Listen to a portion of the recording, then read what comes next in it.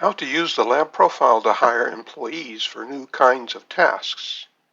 The lab profile helps managers find and hire people who have the traits similar to the traits of their existing top performers at that same task. How can managers use the lab profile to find and hire the best new people when they don't have example employees to use as their model of who they need to hire?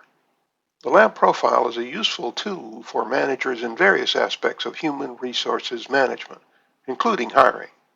While it can be advantageous to have top performers as models for the hiring decisions, it's not always easy to have access to such model examples in order to utilize the lab profile effectively. Here's how managers can use the lab profile to find and hire the best, or the right people, even without existing top performer examples. Identify key traits and behaviors. Managers can start by identifying the key traits and behaviors that are essential for success in the role they're hiring for. These traits should be the most relevant lab profile traits needed to perform the unique tasks the new employee would perform. Develop a profile template. Based on the identified traits and behaviors, managers can create a profile template outlining the desired characteristics of the ideal candidate. Of the 17 traits which the lab profile identifies, most templates of top performance at a specific task only include 6 to 8 necessary traits. This template serves well as the model for attracting and interviewing applicants.